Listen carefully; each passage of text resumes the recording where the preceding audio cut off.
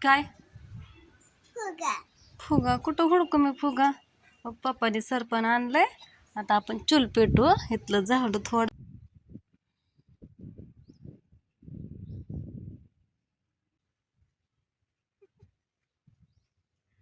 चल भाऊ,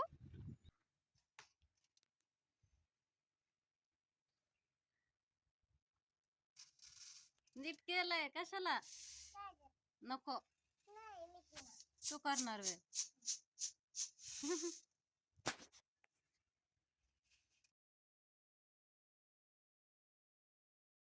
तर ह्यांनी सामान आणून दिलेलं बघितलं तुम्ही. तर आता दुपारच्या 1:30 वाजले आता.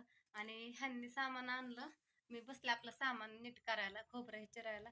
खोबरं चिरून झालं आणि ह्यांनी आले महागारी. एक कस्टमर आलं तिकडे गेलते बघा. आणि रस्त्यानेच हाका मारतात, प्रियंका प्रियंका करून. म्हणलं काय झालं ह्यांना हाका मारायला? म्हणलं काय झालं? मला म्हणलं मिरची वाळा टाक, राहू दे सगळं बाजूला. आता ह्यांच्या पुढं काय डोका आदळून घ्यावं का? आधी म्हणलं सामान भाज, म्हणून सामानाच्या तयारीला लागले. खोबरं इकडं चिरून घेतलं होतं आणि मोहरी ही भाजण्यासाठी काढून घेतली होती साईडला. आणि आता हळकुंड फाडायचं होतं. आणि मग तेवढ्यात त्यांनी आले हळकुंड फाडायच्या टायमाला. आता हळकुंड फाडायचं राहिलंय बघा. मग आता हळकुंड फाडून घ्यावा म्हणलं. आता म्हणलं मिरचीच वाळायला टाकाय न्यावा तिकडं, टाकून घ्यावा मिरची वाळायला. ऊन पण पडलंय आणि ऊन पण पडतंय शिरवाळ पण पडतंय. आता सामान भाजायचं कॅन्सल. सामान अजून पण भाजून होईल. ऊन एवढं तेवढं कडक आहे बरं का. 2 तासात चांगली मिरची वाळत. पण आता ह्यांनी नाही म्हणतात म्हणलं काय ह्यांच्या मागं लागून उपयोगच नाही बघा. एक तर मग कामाचं नियोजन असतंय कसं काय काय करायचं ते. असं सगळं फिसकटलं की असं मग घोटाळा होतो, गोंधळ होतो. आता हे खोबरं चिरल्याला ठेवते बरं. आणि इकडं दुर्गामाव खाऊ खाती या. रात्री मी पापडी तळली होती, ह्यांनी चिप्स आणलं होतं विकत. एक पोडा ते तळलं होतं.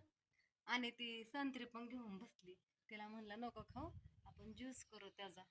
तर इकडं बघा घेतलं सामान. मिरची टाकली वाळायला. आधी मिरचीचा विडा घेतला.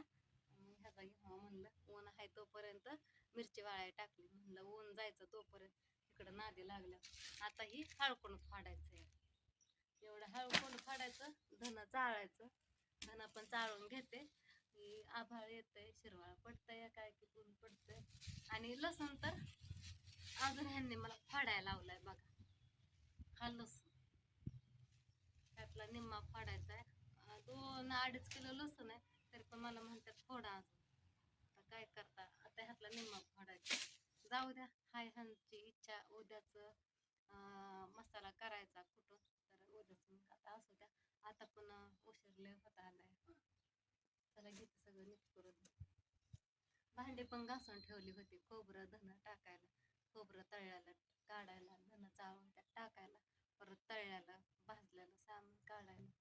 असू द्या किती आवरून. आता मला पण खूप कंटाळा आलाय. मामा इथं आपलं खाऊ खाते खायला. ह्या बाबूचं माझ्या काय नसतं टेन्शन. रडायचं नाही, पडायचं नाही, काय सुद्धा नसतं बघा. आपली तिला पोटाला खायला दिलं ना शांत बसते आपलं ती. तिचं काय नसतं डोक्याला. चारलेलं पण तिला पटत नाही, तिचं ते हाताने खाते.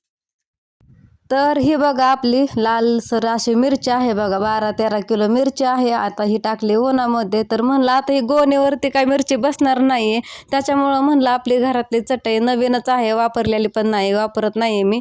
तर फक्त कडकडचं तुटलंय ती. म्हणलं चटईवरती सगळी मिरची बसेल म्हणून उन्हामध्ये मिरची आणून टाकली.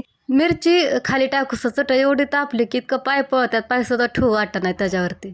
कडकडने मिरची पसरून घेतली बघा हाताने एका साईडने. इकडे नाही, तिकडं नाही जायचं, इकडे मिरची आगुती तोंडाव आल्यावर.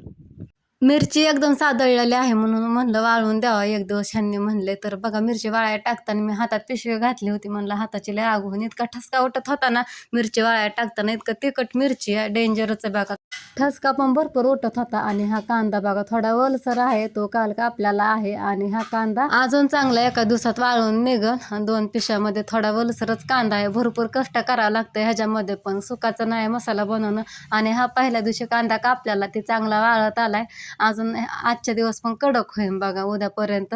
तर असू द्या, सगळं सामान टाकलंय, लसूण पण टाकलंय तेल लावून. लसूण तर इतका चटचट करतोय ना, आता सोलाय जोगा झालाय लसूण दाखवलेला तुम्हाला. घरी चल, कसलं उंच पकतय, घरी चल.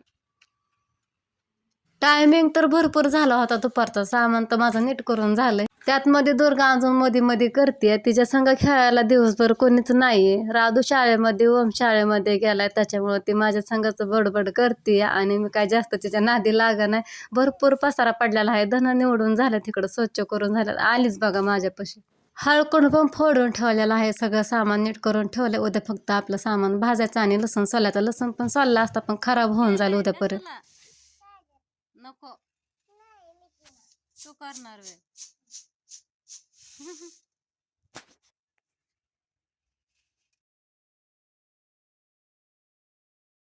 तर आता संध्याकाळच्या वाजल्या 7:30 बघा आणि माझं सगळं काम आवरून झालंय.